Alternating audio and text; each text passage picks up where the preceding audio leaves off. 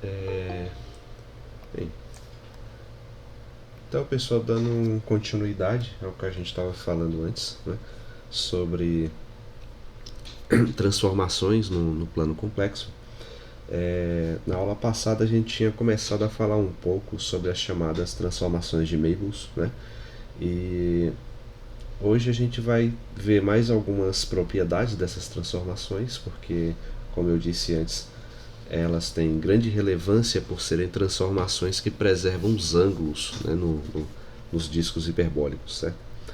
Então, vale a pena frisar algumas das propriedades dessas transformações. Tá? Então, vou colocar aqui transformações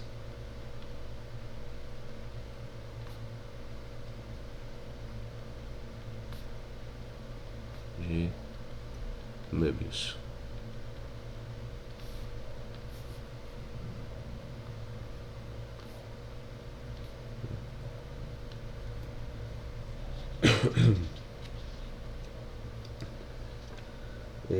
Na aula anterior, se eu não me engano, eu tinha discutido lá um teorema, né, que fala a, sobre a reflexão na D', né? Dizendo que um ponto tem imagem na origem, né?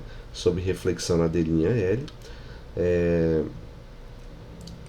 a partir de uma determinada transformação lá que a gente acabou fazendo, né? Detalhando lá o passo a passo. Tá?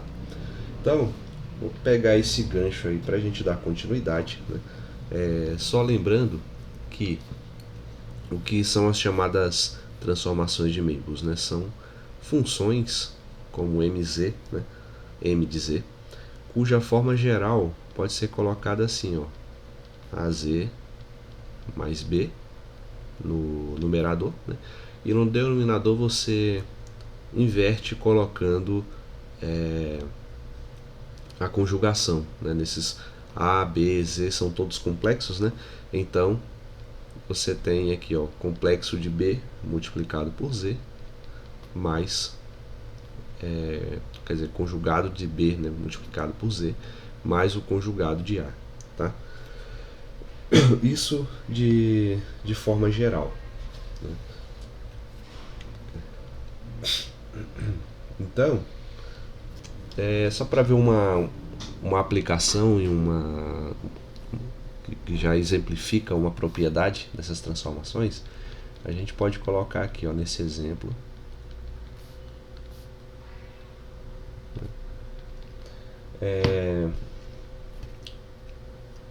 nesse exemplo vamos fazer assim, ó, vamos mostrar aqui, ó, mostre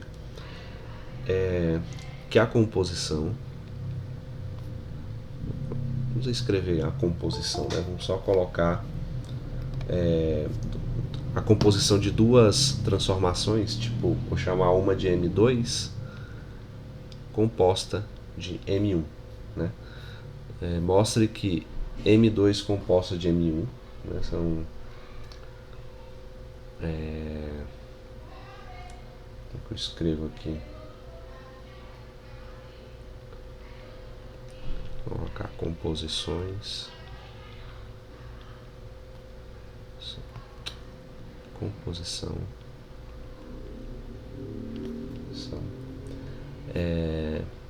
de transformações de Möbius.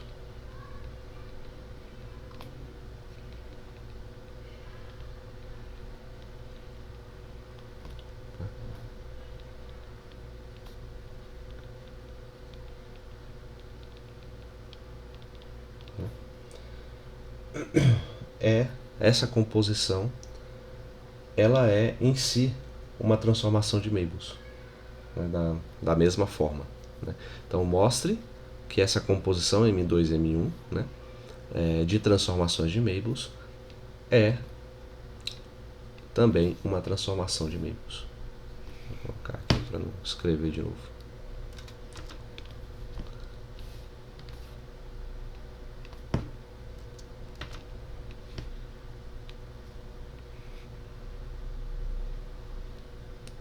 Não deu certo. Tem que escrever mesmo.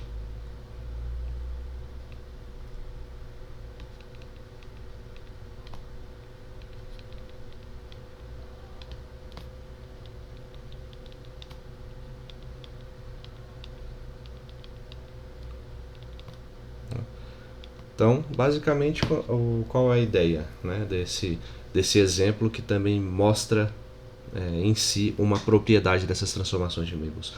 Quando você faz uma composição, aqui eu mostrei só duas, mas pode ser um número qualquer de composição, de transformações de Möbius, vai resultar em uma transformação de Möbius com a mesma estrutura, que é essa daqui, né, de transformação da mesma forma.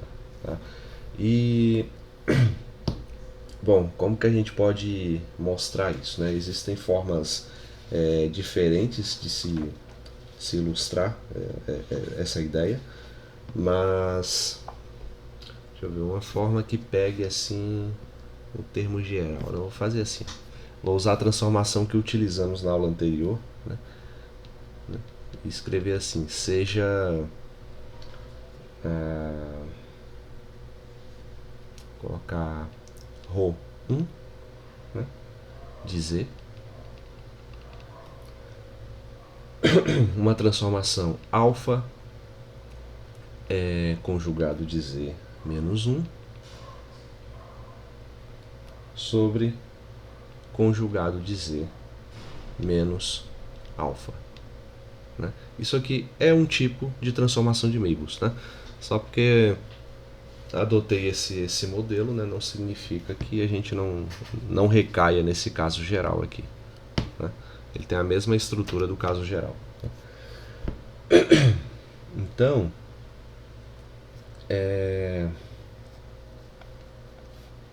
se bem que se eu fizer assim, não sei se vai ficar claro.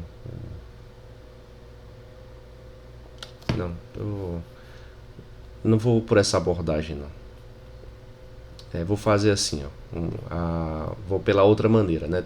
Como eu falei, existem maneiras distintas de você mostrar isso. Ou você pega um caso específico, né? Mas um caso específico que esteja respaldado aqui nessa estrutura de uma transformação e utiliza para poder mostrar, ou você parte dessa própria noção aqui mais abstrata, mais geral das transformações de Möbius para poder mostrar isso. Né? Então acho que eu vou por essa daqui mesmo para evitar maiores confusões. Né? Então eu vou chamar, já que eu usei aqui M de Z, eu vou usar M1 de Z igual a AZ mais B sobre conjugado de B vezes Z mais A conjugado. Né? E M2, a outra transformação, né, também tem essa mesma estrutura. Então vou chamar aqui de CZ mais D, C conjugado vezes Z mais D conjugado. Tá? E a ideia é mostrar que uma composição M2 M1 gera também uma transformação. Né? Então, ou a gente pode... Sabe que uma composição M2 composta M1, né, na verdade é o que? É você pegar a função M1 e colocar em seu argumento a função M2. Né? Ou seja, onde aparecer Z aqui na função M1, no lugar do Z você vai colocar toda essa expressão aqui do M2. Né? E assim você vai desenvolvendo toda aquela álgebra até ver que chega numa estrutura semelhante à transformação de Möbius. Né? Mas eu acho essa abordagem um tanto trabalhosa. Né? Então, uma que você pode utilizar é a abordagem matricial. Né? Você pega a matriz correspondente a cada uma dessas transformações e a composição delas vai representar o produto dessas matrizes. Né? Que eu acho que algebricamente, principalmente quando você está falando de matrizes 2×2, como é o caso, né? Algebricamente é mais fácil do que fazer pelo processo anterior que eu acabei de falar. Né? Então, por exemplo, a composição M2 composta M1, né? M2 composta de M1 vai ser igual ao quê? Vai ser a matriz associada à transformação M2. Então, no caso, quem é essa matriz? É simples, é uma matriz 2×2, cujos elementos serão nessa ordem esses coeficientes C, D, C conjugado, D conjugado, né? Mas não a linha, a coluna. Né? Então, por exemplo, aqui, ó, C, primeira linha vai ser C, esse coeficiente e esse coeficiente isolado, o D. Né? E na segunda linha eu vou utilizar aqui eu vou colocar na mesma ordem que aparece, assim, C e D.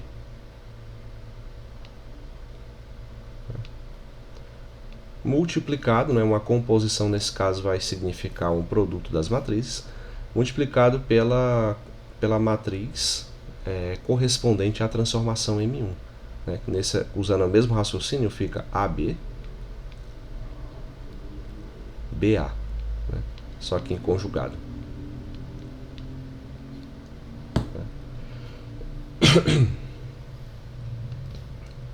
Então agora é desenvolver esse produto.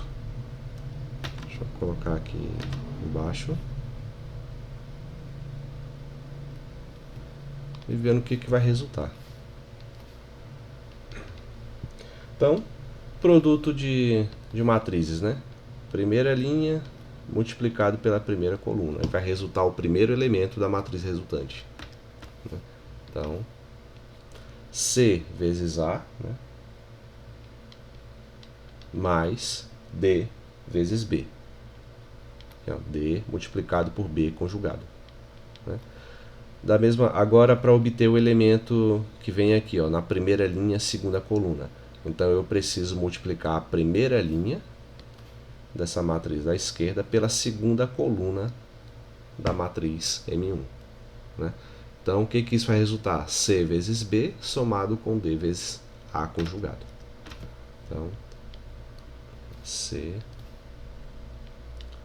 vezes B mais D vezes A conjugado. Né? E a mesma ideia para os elementos de baixo. Então, segunda linha vezes a primeira coluna.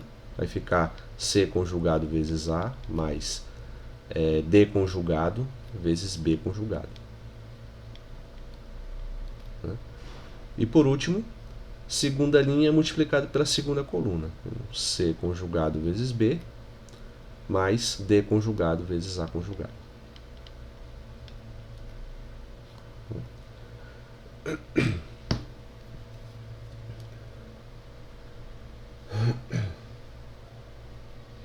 Então,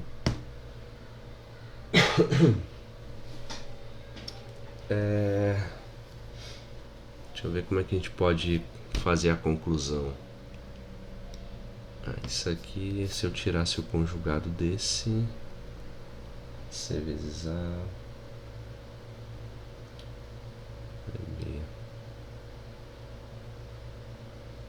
Tá, tirando o conjugado desse, vai ficar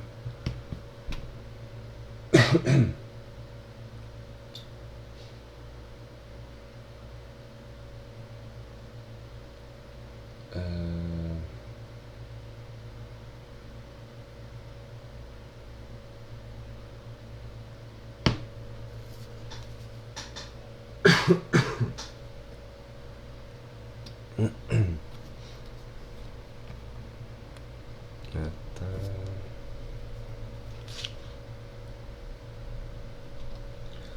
Vamos ver como é que eu poderia finalizar isso aí de uma maneira mais rápida.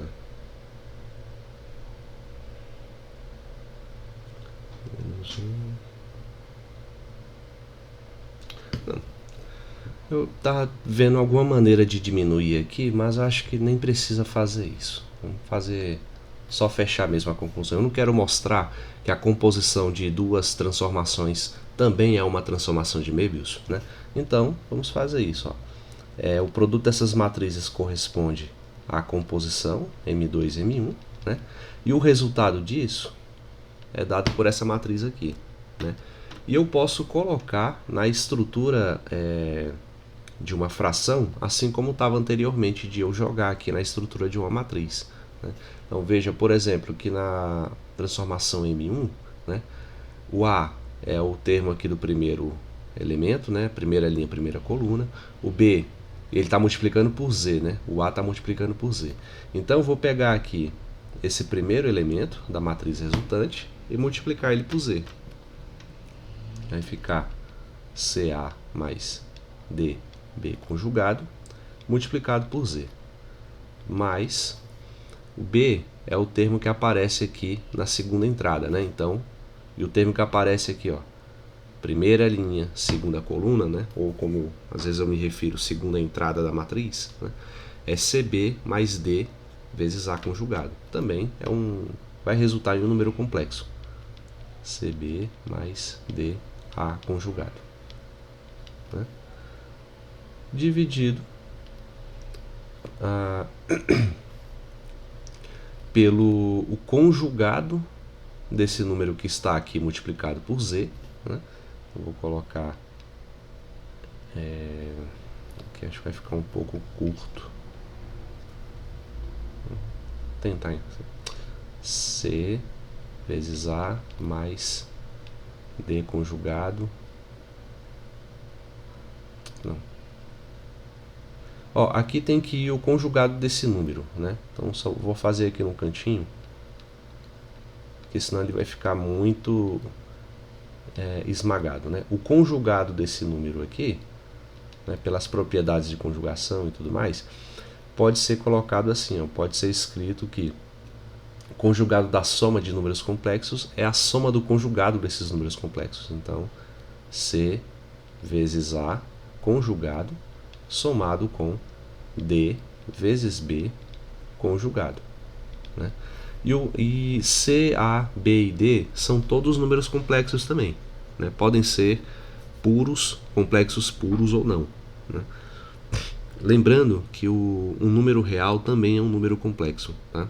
Porque a gente tem aqui o conjunto dos reais, e envolvendo todo o conjunto dos reais, a gente tem o conjunto dos complexos. Então, a princípio, todos os números reais também são complexos, né? Mas são complexos cuja parte complexa é zero.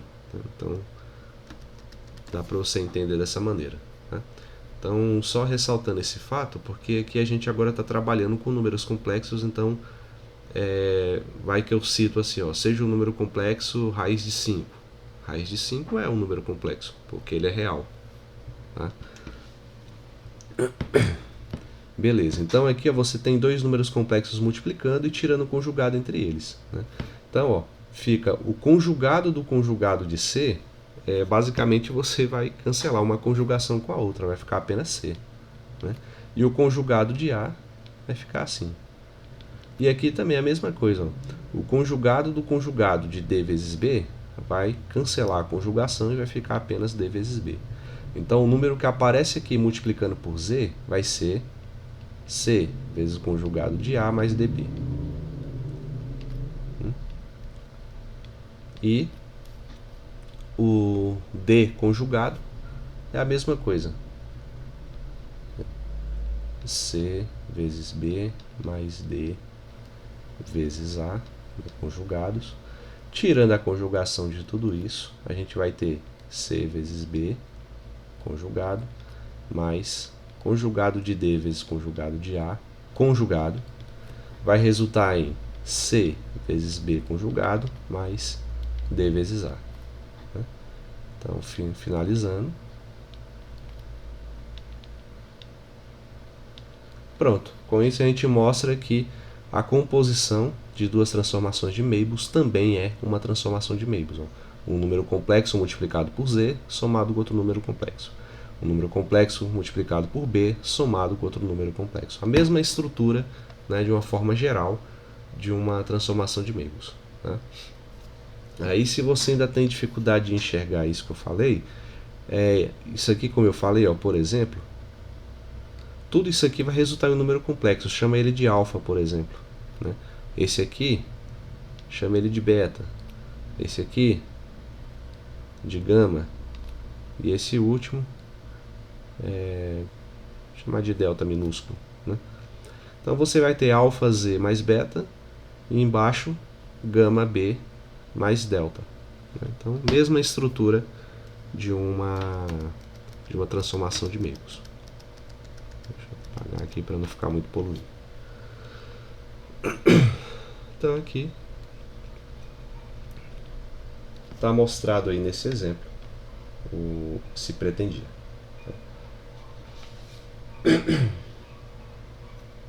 Então, outra propriedade digna de nota é um teorema, né, que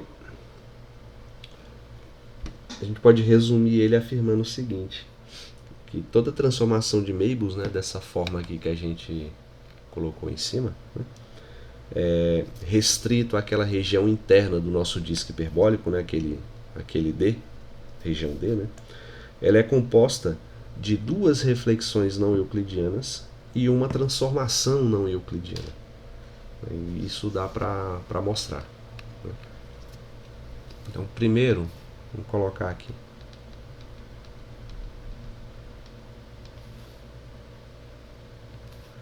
Teorema.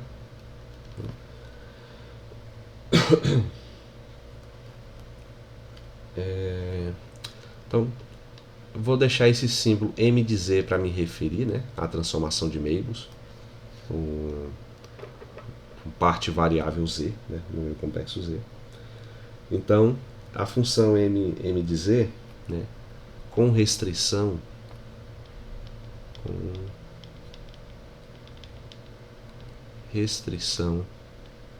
a D, né, lembrando que isso aqui é a parte interna do nosso disco unitário hiperbólico, né, ela é composta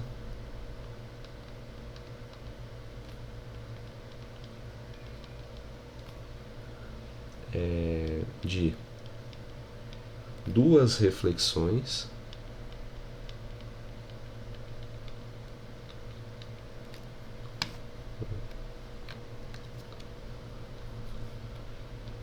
não euclidianas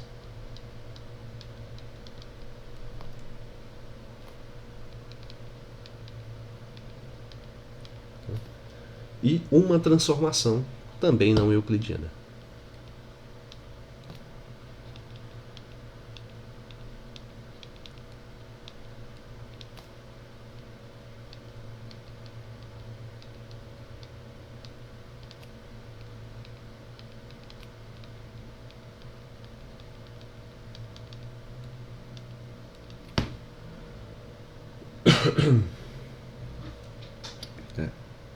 Então, para poder mostrar que isso de fato acontece, a gente pode considerar duas situações, né, a serem previstas, né, duas situações que podem ocorrer. Primeiro é quando uma transformação dessa, uma transformação de Mabus, M de Z, ela transforma a origem nela mesma, ou seja, quando a gente tem a situação em que M de 0 é igual a 0. Tá? Então, vamos colocar aqui, ó, letra A, quando M de 0 é igual a 0. Né? Ou seja, quando a transformação de Mabus transforma o zero nele mesmo ou a origem dela mesma. É uma maneira de você interpretar isso. Tá? Mas, veja bem, a nossa expressão geral da transformação de Mabus, ela é AZ mais B, né, dividido por B conjugado Z mais A conjugado. Né? Se eu estou afirmando que M de 0 é igual a 0, significa que quando eu pego essa função, né, e substituo o Z por 0,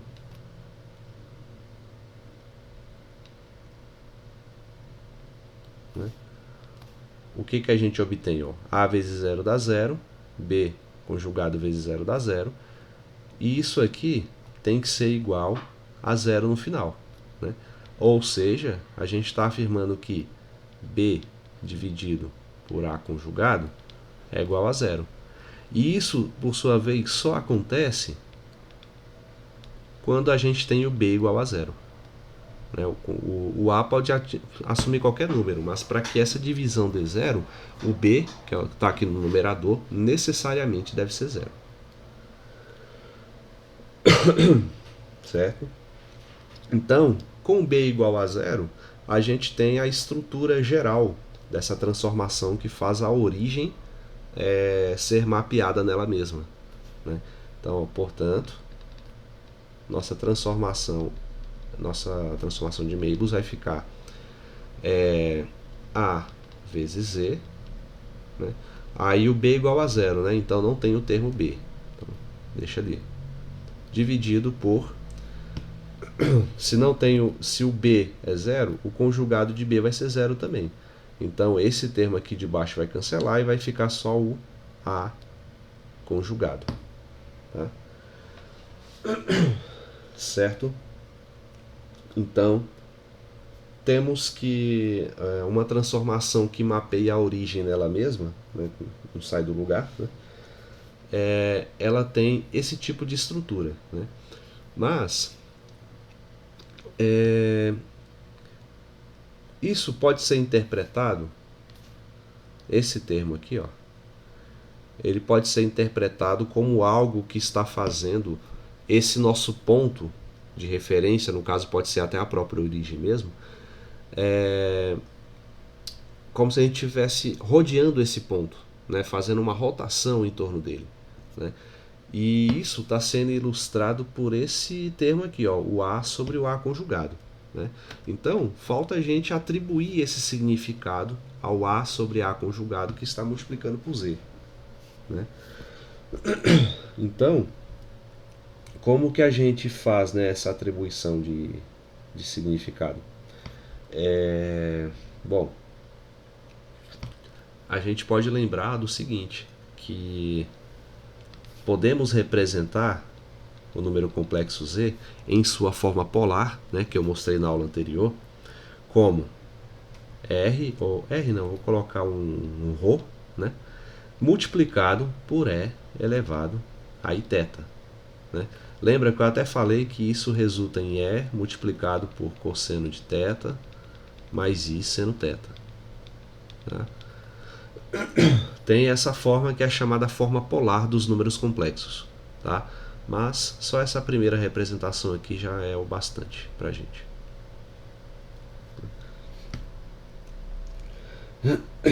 Então, mas não vamos pegar o Z não, vamos dizer, o que eu quero saber é sobre esse A, né? E o A também é um número complexo. Então, A ele tem essa seguinte forma polar aqui, né? Se o A é dessa maneira, né, como é que eu vou fazer?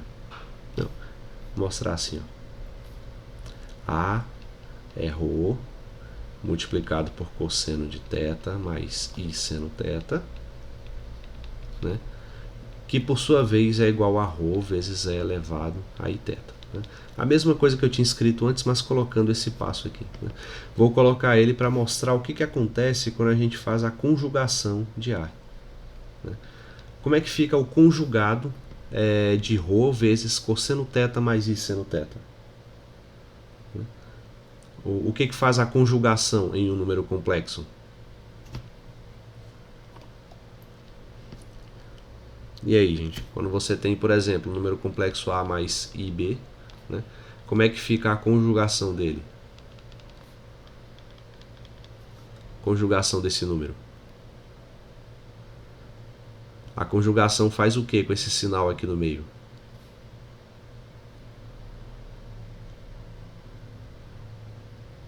Ninguém lembra? Ela inverte esse sinal, né? Então, basta você entender, por exemplo, esse cosseno de θ como sendo esse A que eu referi aqui e esse seno como o B. Aí você tem A mais IB, tá? De forma geral. Então, a conjugação de A vai ser ρ vezes cosseno θ menos I seno θ. E nessa representação aqui mais reduzida, o que acontece? Aqui em lugar do I vezes θ, eu vou ter menos I vezes θ, por causa dessa mudança de sinal que ocorreu aqui.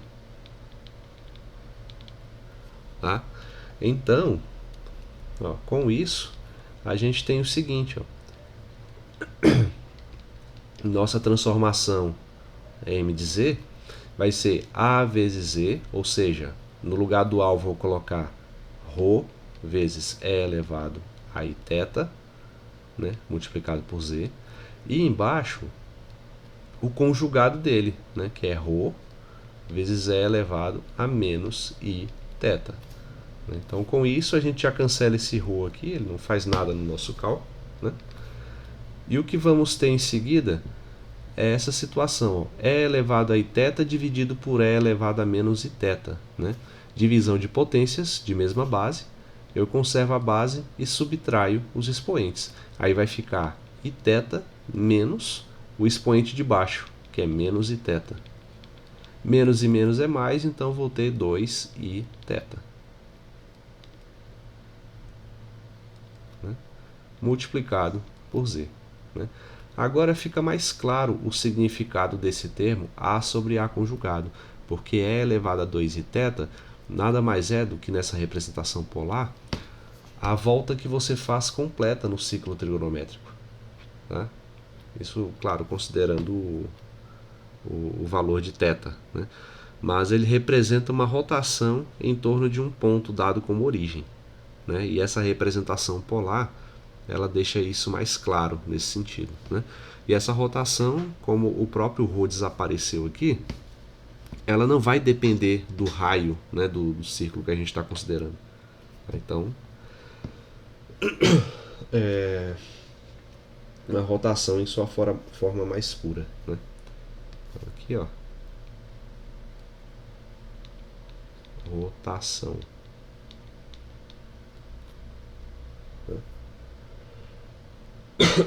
Então, resumindo a missa até agora, né? Quando eu considero a transformação que mapeia a origem nela mesma, a transformação da qual estamos falando é uma rotação. E isso pode ser mostrado dessa maneira. Tá? Isso aí, pronto, é esse o objetivo. Certo? Agora, também temos a situação em que a transformação de Möbius ela não transforma a origem nela mesma. Né? Então temos aí essa aqui eu coloquei A, então já que eu estou usando o A ali direto, vou colocar I e aqui 2I. Né? Então a segunda situação é quando a origem não é mapeada nela mesma. Logo, isso matematicamente pode ser expresso como m de zero diferente de zero. Né?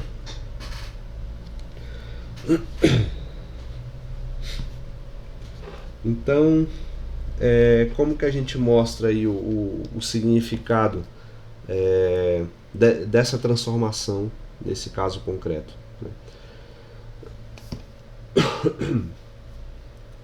Bom, vamos pensar um pouco. Tá. Bom, essa transformação m de z, né? Ela é composta de duas transformações não euclidianas, né? Que foi o que a gente viu na propriedade anterior. Então, a propriedade anterior não, dessa mesmo, né? Então ela é composta de duas propriedades, de duas transformações. Qual tipo de transformação?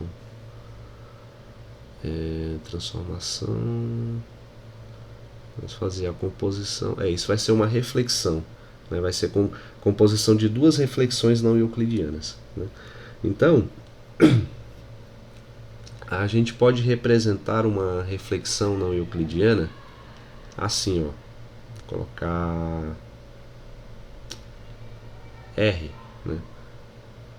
De reflexão, né? R de Z é igual a M' composta de B, por exemplo. Ambas com domínio Z. Né? Em que esses M' de Z e B de Z são podem ser expressos da seguinte maneira. Eu vou colocar, isso eu já tinha falado na aula anterior, né? Mas relembrando, M' de B ou de B, ó, M' de Z vai ser igual alfa Z menos 1 sobre Z menos conjugado de alfa. Né? E o B vai ser uma função mais simples, né? O B é a transformação que faz o Z ficar conjugado. Então, B de Z igual ao conjugado de Z. Né?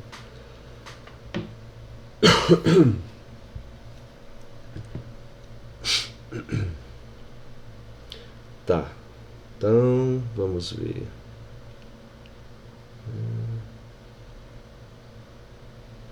Bom, a matriz que representa a transformação M de Z, a gente já viu aqui. Ó. AB, B conjugado, A conjugado, porque M de Z é dado por essa expressão.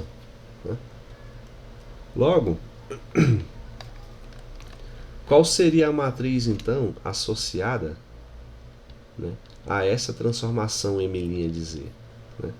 O que a gente precisa? A gente precisa dos coeficientes que multiplicam por Z. No caso aqui, ó, em cima eu vou ter o alfa e embaixo eu vou ter o 1. Né? Então a matriz associada a essa transformação vai ser alfa menos 1, 1, alfa conjugado.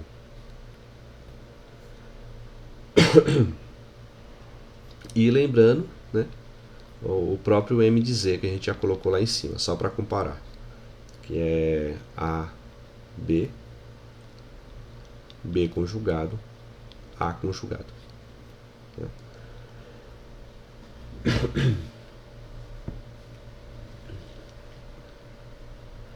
Beleza, então eu quero descobrir que tipo de transformação é essa, né? Quando a origem não é mapeada nela mesma.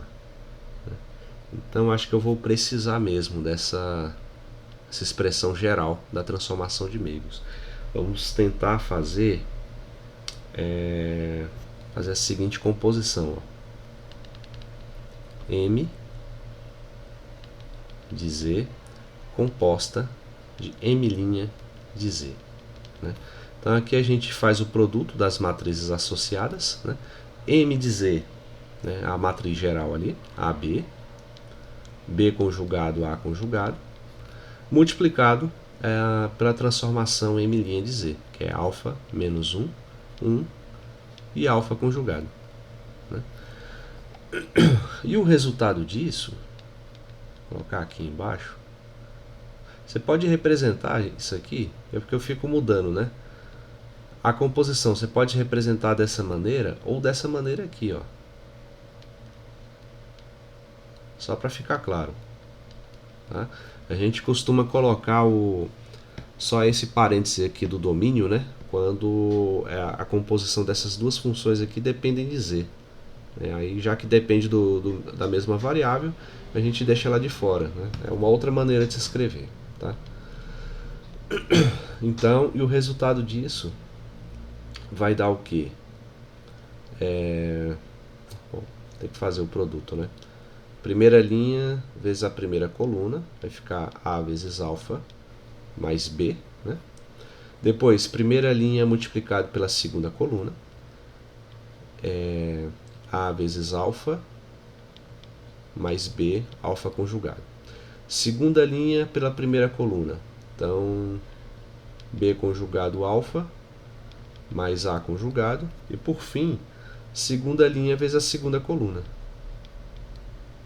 Aqui vai ficar menos B conjugado e somado com A conjugado, alfa conjugado.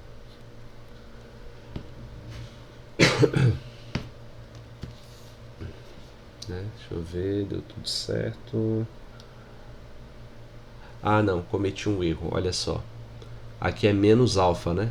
Então aqui também é menos. Aqui, ó. Então deixa eu ver o que muda aqui.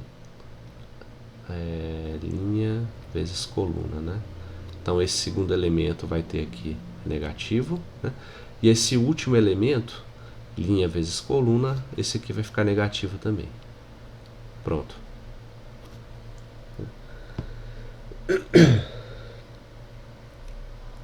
Então, portanto, o resultado aí dessa composição, M composta de M', tem o mesmo domínio Z, colocando aqui essa matriz de novo lá na forma de uma transformação de Möbius, vai ser o quê? Vai ser esse número que está aqui, ó, primeira linha, primeira coluna, né? vai ser multiplicado por z. Então, A alfa mais B mais Z, vezes Z, somado com esse segundo elemento aqui, que é A alfa menos B alfa conjugado. E embaixo, aí já temos as conjugações, né? Vai ser o conjugado desse elemento da primeira linha, segunda coluna. Vou colocar aqui de forma direta, que vai dar A vezes alfa, né? Cada um conjugado, menos B conjugado vezes alfa. Isso multiplicado por Z. Somado com o conjugado de...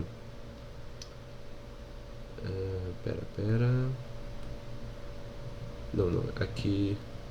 Não, cometi um erro. Aqui não é esse, não. Aqui é o conjugado desse elemento aqui, ó.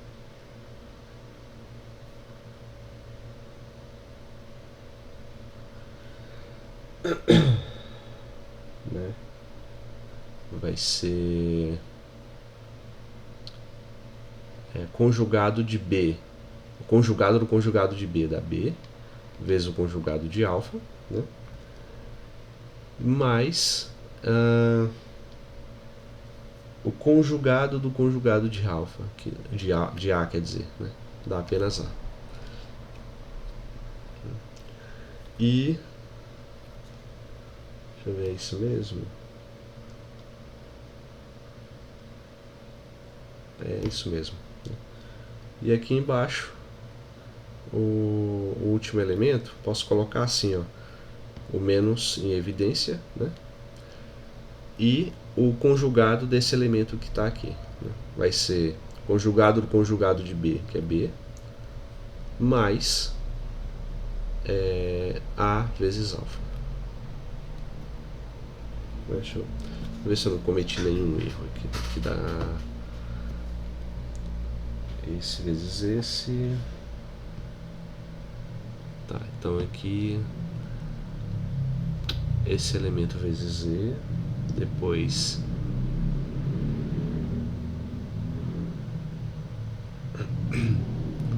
esse elemento vezes... Opa, aqui apaguei, né?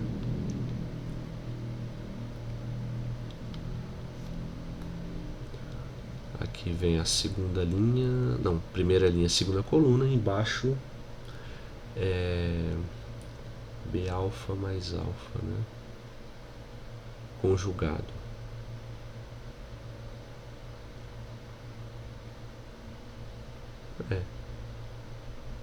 E esse Z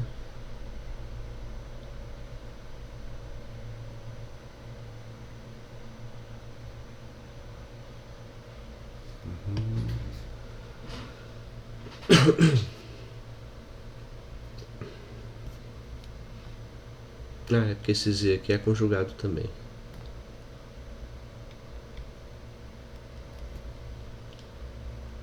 Tá.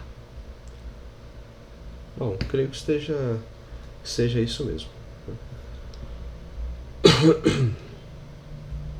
Se a álgebra estiver correta, até aí o resultado tem que dar esse, né? Então,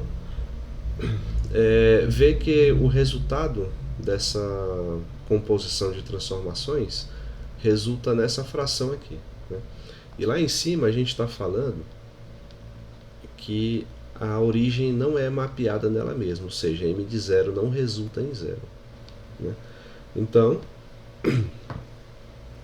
se m de zero não resulta em zero,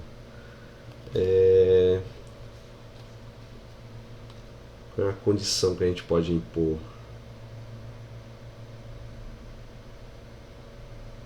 Ó, eu só preciso então que esse termo aqui, deixa eu colocar assim, ó, esse termo aqui, ele seja diferente de zero. Esse outro pode ser. Esse aqui pode ser igual a zero, mas esse aqui necessariamente tem que ser diferente, né? Porque o termo está multiplicando z. Tá? Então,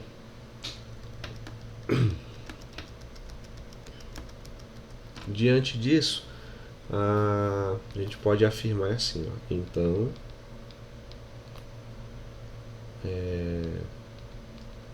seja A vezes alfa mais B vezes, mais não, menos, né? Menos B vezes alfa conjugado pode ser igual a zero, né? Sem prejuízo da nossa consideração inicial de que a origem não é mapeada nela mesma, né? Então, sendo assim, a gente pode isolar aqui, deixa eu ver, para tentar isolar esse alfa, né? B vezes A.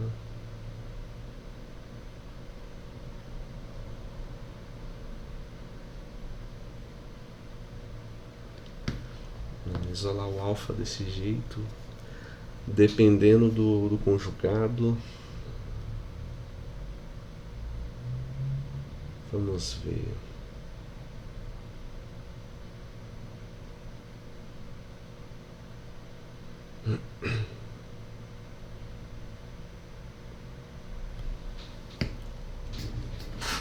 Então, vou conferir de novo se essa matriz aqui está correta, né? Ó, então é primeira linha vezes primeira coluna. Então A alfa mais B vezes 1, ok. Aí, depois primeira linha multiplicado por segunda coluna. Aí vai ter A, sim, ó, A vezes menos 1, então aqui é menos A e ah, tá, agora sim, agora eu sei o que está errado. É esse termo aqui, ó. Então vai ser primeira linha, segunda coluna, vai dar menos A e B menos B vezes alfa. Ah, tá. Então é esse termo que vai ficar aqui em cima, né? Ficar assim, ó, menos A mais B alfa, né? Então é esse termo que pode ser anulado, sem prejuízo da consideração anterior, né? Então A mais B vezes alfa pode ser considerado como igual a zero, né? Mas, dessa forma, isolando o alfa aqui, por exemplo, nessa equação, vamos ter o seguinte, ó, B vezes alfa conjugado igual a menos A, né? Ou seja, alfa conjugado é menos A sobre B, né?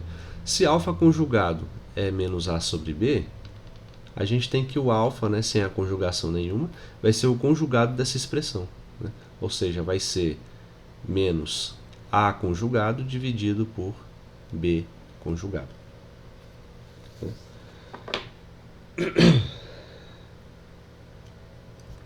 Poderia ainda ter feito assim, ó, colocado um só sinal.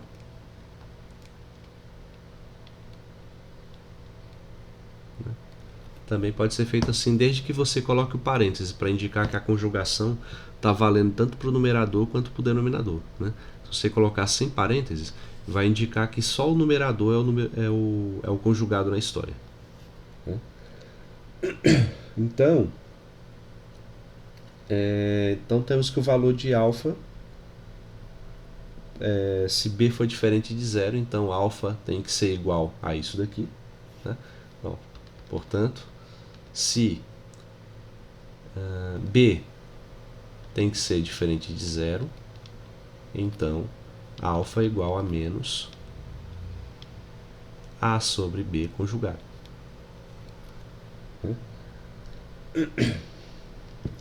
Então, o que mais dá para supor?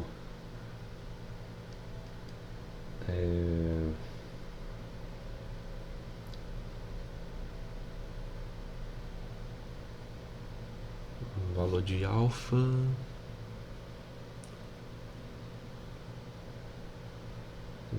Também podemos admitir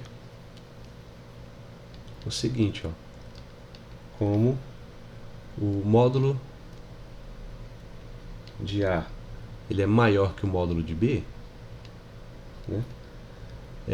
Se a gente assumir isso, né, então concluímos que essa expressão colocada toda em módulo, né, ou seja, módulo de alfa vai ser igual a, com o sinal de módulo esse sinal de menos desaparece, né, e a conjugação também perde o sentido. Então aqui vai ser igual ao módulo de A sobre B, né? E se a gente está admitindo que A é maior do que B, então essa expressão aqui, ó, módulo de A sobre B, necessariamente é maior do que 1, né? Porque o A é maior do que o B sempre, né? Logo, tudo isso, então, toda essa álgebra realizada, é só para chegar à conclusão de que essa transformação R que a gente colocou aqui de início, R de Z, né, que é uma composição de outras transformações, né, ela é a reflexão não euclidiana, né, que a gente estava procurando. É só por essas propriedades encontradas aqui no final, né? Então, a álgebra desenvolvida aqui nos faz crer que essa entidade matemática, essa função que eu coloquei aqui, ela representa então uma reflexão não euclidiana, né? Portanto, R é uma reflexão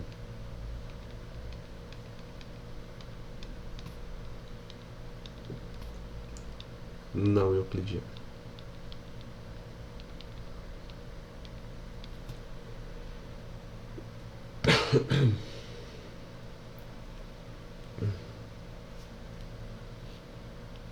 E aqui finaliza essa parte, né?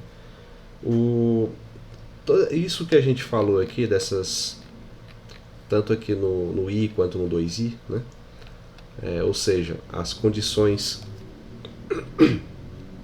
quando a origem é mapeada em si mesma e quando não é mapeada em si mesma, o resultado disso pode ser sintetizado em uma espécie de corolário. A gente pode explicitar aqui, vai ser útil na resolução de alguns exercícios. Esse corolário pode ser resumido assim, que toda transformação não euclidiana, como essas que a gente está vendo, né, ela pode ser escrita como uma composição de, no máximo, 3 reflexões não euclidianas, né? Então, deixa eu ver como é que eu resumo isso. Vou colocar assim, ó, toda transformação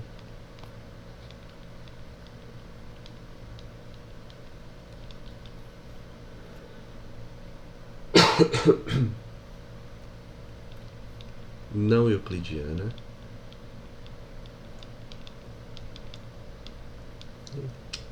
ficou horrível.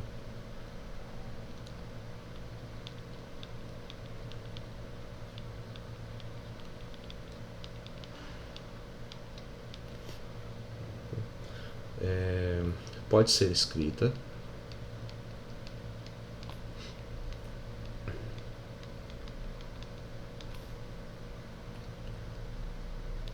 como uma composição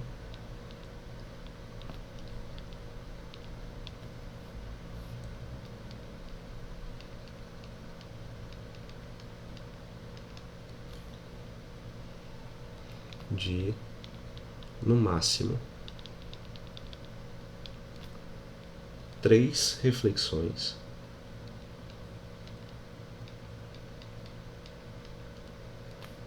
não euclidianas.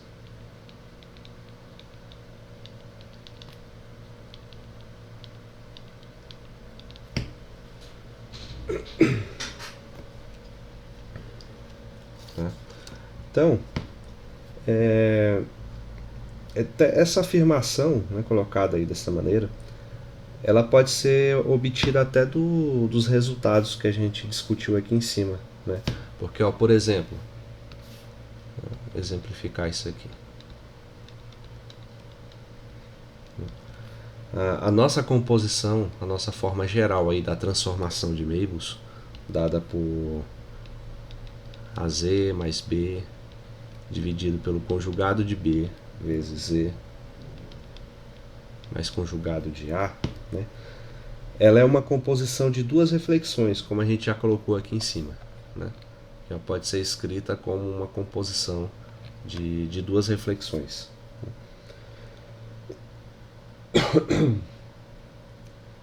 E aquela função do conjugado complexo, né, o B de Z igual a Z conjugado, né, colocado aqui também, cadê?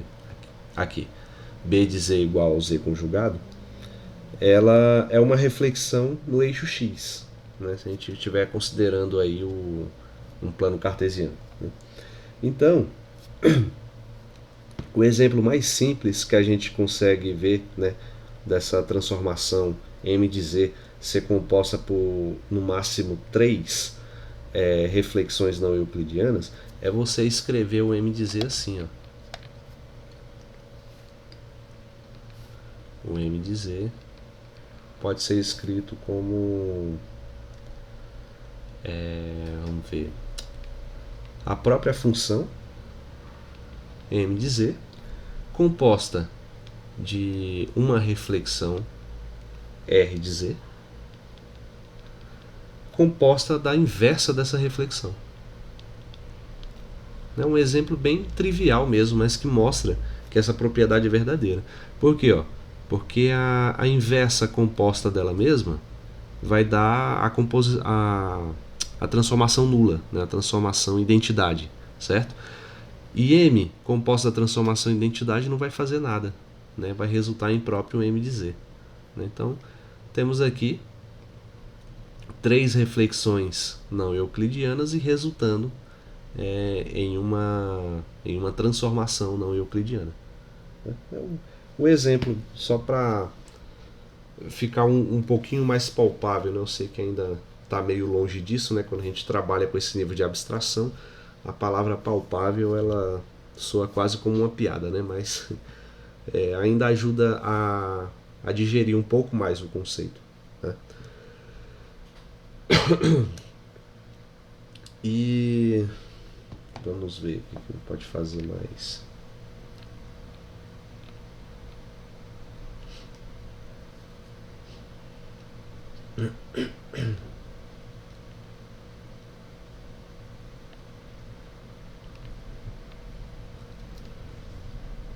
Tem um resultado que fala sobre a chamada forma canônica de uma transformação não euclidiana, né? Mas antes mesmo de falar dessa forma canônica, a gente pode definir dois objetos, né, dois tipos de transformações. Vou colocar aqui, ó, observação.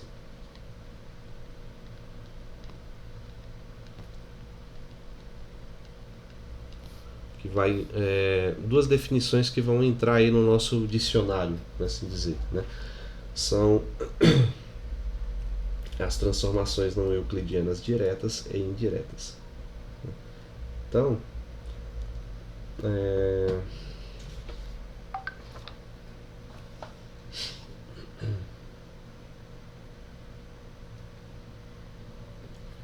vamos ver.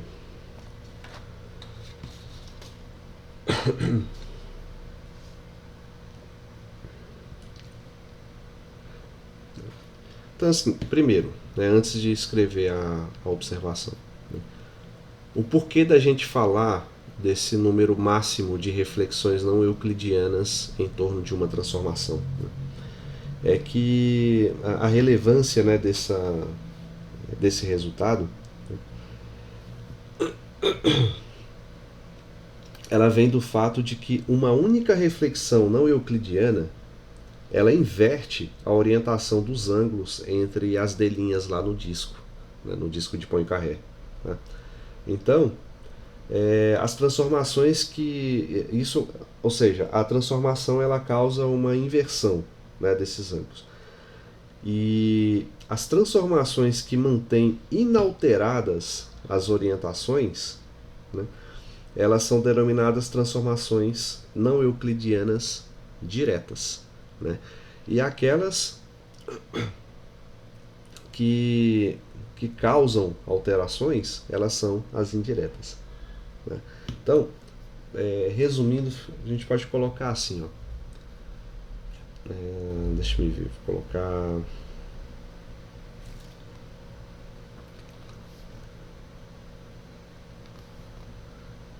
transformações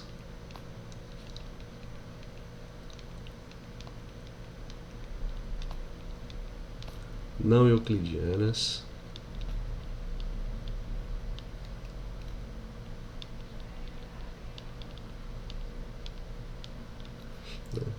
podendo ser diretas ou indiretas.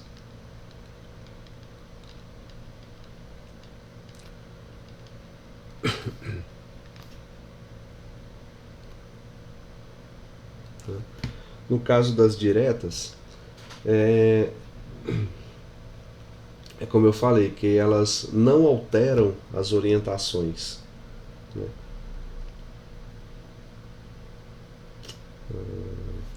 Deixa eu colocar de uma forma mais completa. Eu falei dos ângulos formados por delínhas, né, no, no disco de Poincaré, certo? Então eu vou fazer assim, para ficar contextualizado.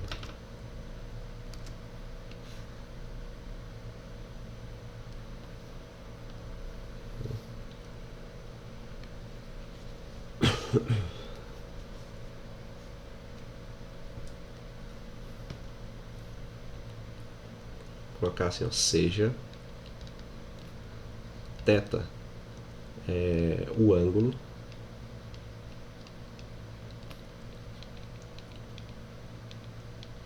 formado por duas delínhas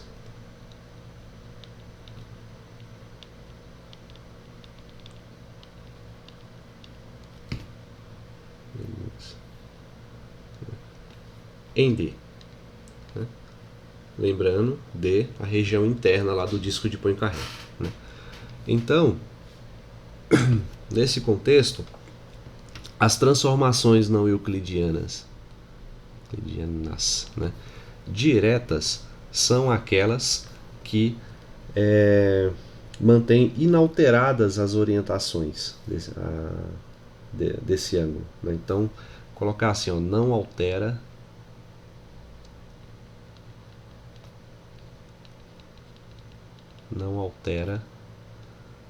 o θ. Né? Melhor, não altera a orientação de θ. Porque só o fato de ser uma transformação de Meibels já é garantido que o ângulo θ não vai mudar sobre quaisquer transformações. Né?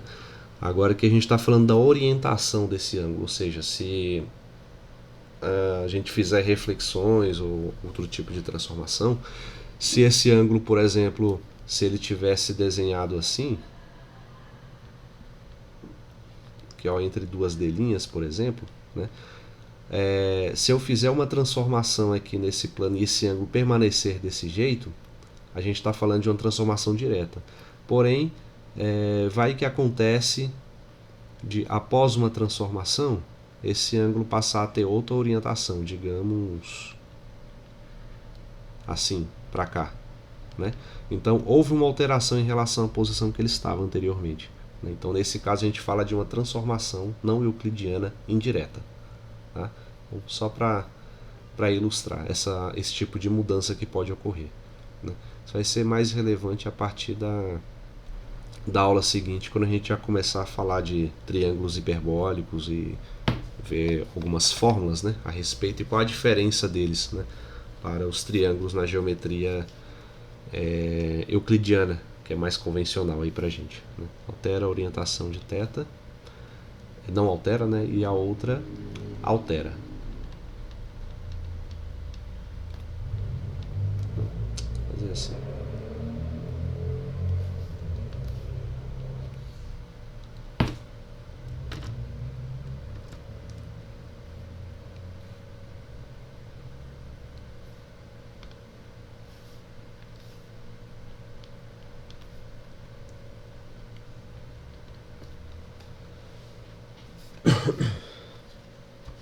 Então, sabendo disso, né,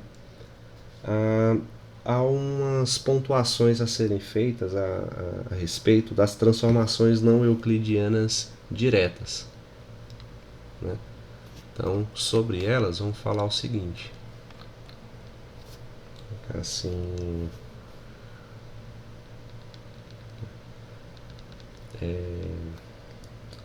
forma canônica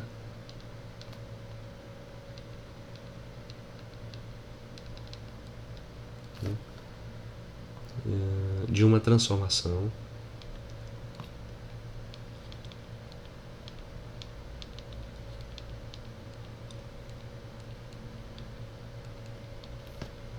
não euclidiana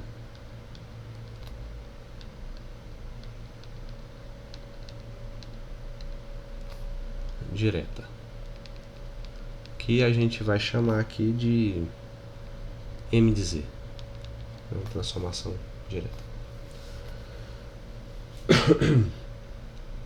Então, a forma geral de uma transformação desse tipo, ela tem a seguinte estrutura: M de Z vai ser igual a um número complexo K, né, multiplicado por Z menos M, dividido por 1 menos M conjugado Z.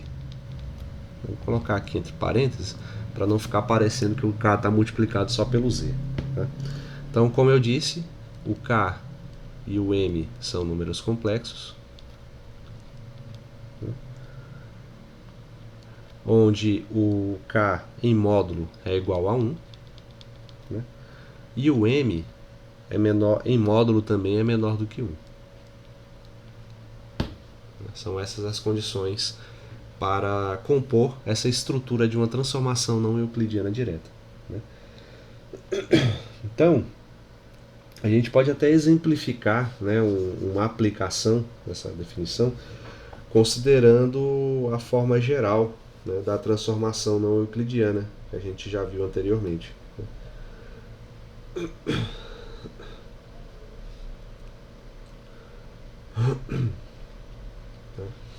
Então vou fazer assim, deixa eu ver como é que eu posso colocar esse exemplo.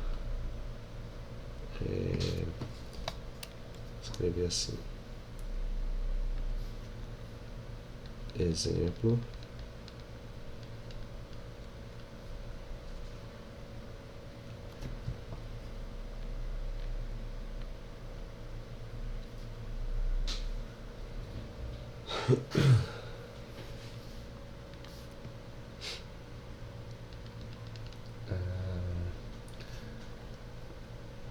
Encontre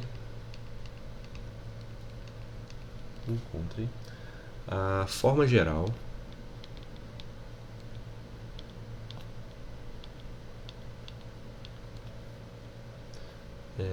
de uma transformação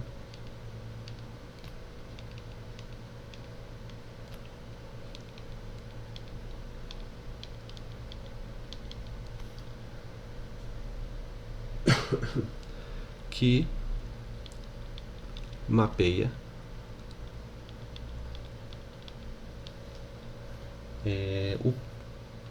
o ponto I sobre 2, né, o número complexo I dividido por 2, para a origem.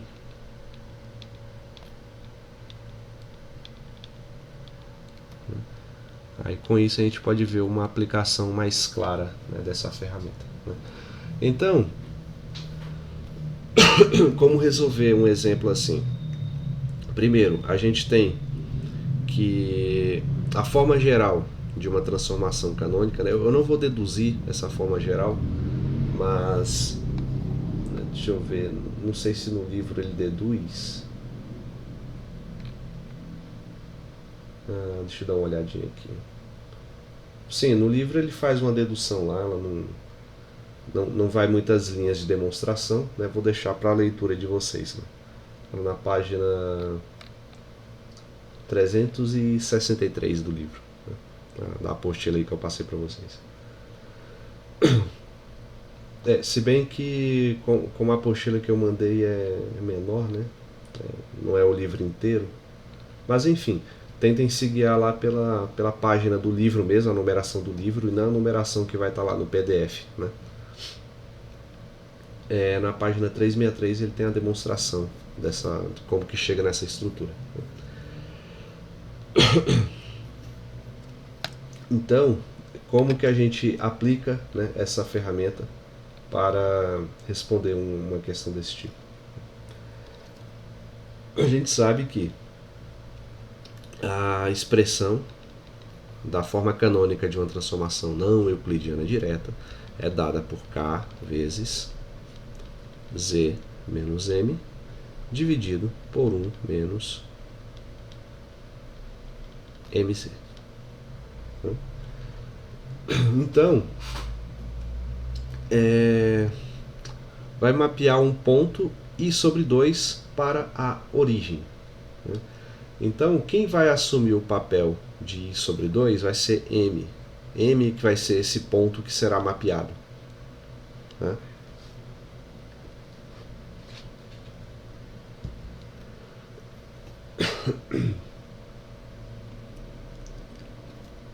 Lembrando sempre, né, que esse Z que aparece aqui, ele também é um número complexo, mas ele é tido como uma variável, né, um termo que se modifica. Né? Então, aplicando isso, vai ficar assim, ó, K vezes Z menos I sobre 2 dividido por 1 menos conjugado de M é o conjugado de I sobre 2. O conjugado de M vai ser, então, menos I sobre 2. Tá? Que I é a raiz quadrada de menos 1, é a parte imaginária do nosso número complexo. Então, aqui é um número complexo puro. Né? O conjugado de um número complexo puro é o simétrico aditivo dele. Né? Ou seja, você mudar o sinal daqui. Se ele for menos, vai para mais. Se está mais, vai para menos. Tá? Então, fica menos conjugado de M, que é menos I sobre 2, multiplicado por Z. Né? E isso vai dar K vezes Z menos I sobre 2 dividido por 1 mais I sobre 2 multiplicado por Z. Né? Aí aqui é basicamente, né, tirar em MC, né, porque aqui o Z está dividindo por 1, 1 também está dividindo por 1. E ao tirar o MMC e fazer os devidos cancelamentos, vai ficar K multiplicado por, aqui vai ficar 2Z menos I, dividido por 2 mais IZ. Né? E o 2 que vai estar aqui em cima, né, na fração de cima, e o 2 na fração de baixo vão cancelar, né, porque divisão de frações, né, conserva a primeira, multiplica pelo inverso da segunda, então o denominador de um cancela o numerador da outra. Né, então vai ficar a forma mais simplificada dessa maneira. Né. Tá? E bom, basicamente é isso. Né. Esse é o mapeamento, é a transformação direta, né, que mapeia esse ponto M na origem. O ponto I sobre 2 na origem é mapeado por essa função aqui. Né. Então, isso poderia ter levado muito mais passos de demonstração se a gente não tivesse firmado esses resultados anteriores, né, e até mesmo o raciocínio que eu pulei aqui, que vocês precisam fazer,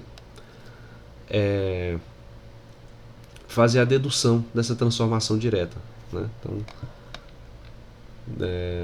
tendo a expressão geral, é só aplicar a fórmula. Se não tivesse, a gente ia ter que ir fazer na unha, como dizem, né? Fazer um passinho por vez até chegar aqui nesse resultado final, que é essa expressão. Né?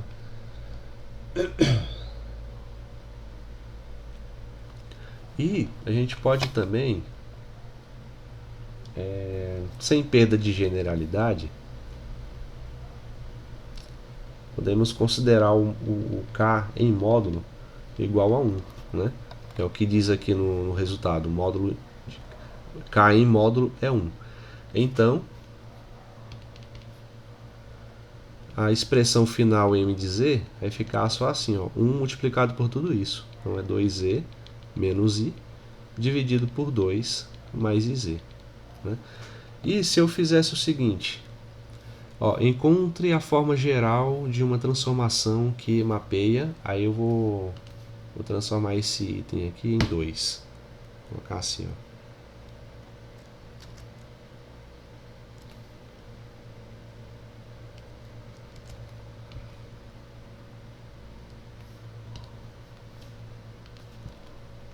Letra A,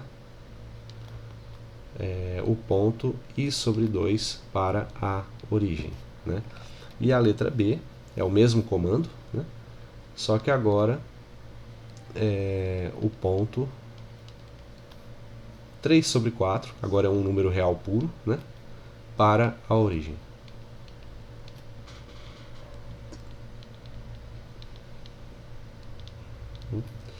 Aí o raciocínio é o mesmo, que é só para exercitar, né? A gente vai ter que o m agora vai ser 3/4, né? Então, aplicando a expressão, m de z vai ser igual a o k, né? O módulo de k vai ser 1. Então, o número k que está multiplicando o resto da expressão aqui a gente pode simplesmente desconsiderar, né? E fazer o cálculo z menos o valor de m, que é 3/4, dividido por aqui 1 menos o valor de m, que é 3/4 multiplicado por z, né? Aqui é a mesma ideia, né? MMC para poder fazer a soma dessas frações e depois fazer a divisão de frações, onde vai desaparecer esse denominador e esse denominador, tá?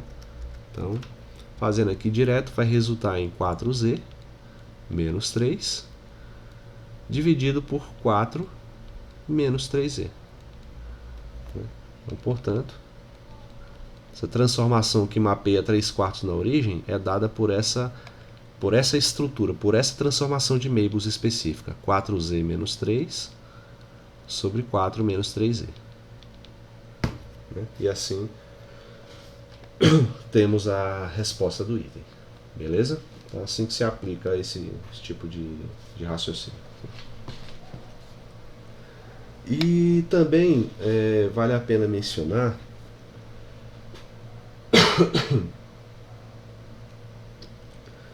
que sobre transformação inversa, né? Então, por exemplo,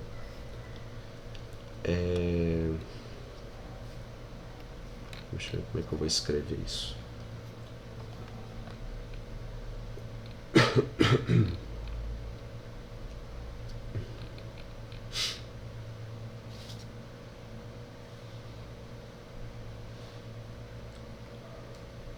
Não, a inversa.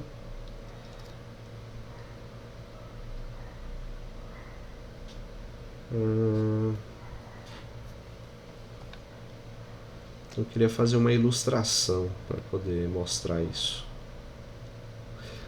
Por exemplo, fazer assim.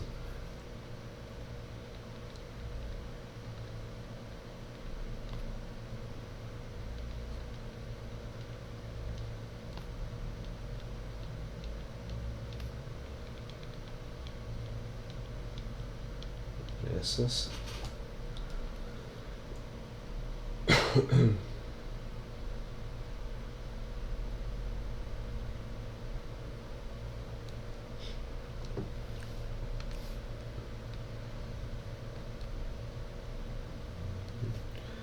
É como se você considerasse a seguinte situação ocorrendo. Estamos a considerar dois eventos no nosso disco de Poincaré, né? Um é você pegar o ponto M, né, e mapeá-lo para a origem O. Então, esse mapeamento ele vai acontecer por meio de uma transformação de Mabus, né, que vai indicar o mapeamento desse ponto. Então, eu vou fazer assim. Isso aqui eu vou dar como M, né, o mapeamento do ponto M na origem 0. Né? A inversa disso vai ser semelhante, a ideia é semelhante. Só que em vez de você mapear o M até a origem, você vai pegar a origem e mapear até o ponto M. Aqui de vermelho.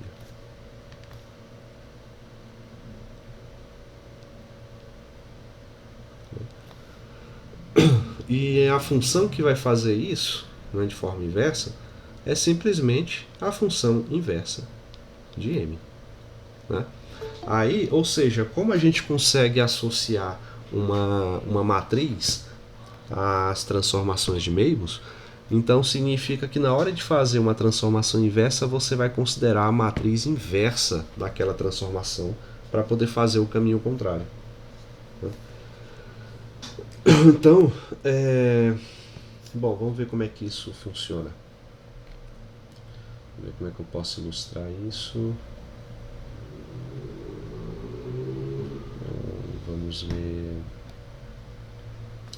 Ó, nesse primeiro desenho, né, aqui, como M é um ponto qualquer, né, do nosso plano complexo, a regra que está sendo estabelecida, que está sendo seguida aqui para a transformação, é aquela da função M que a gente já viu. M de Z igual a... Aqui eu vou precisar afastar essas esferas.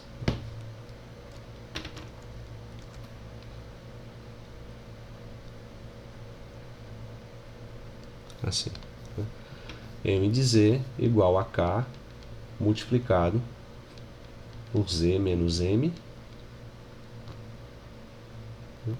sobre 1 menos mz. Né? E a inversa que está acontecendo aqui, essa eu vou mexer só nesse desenho.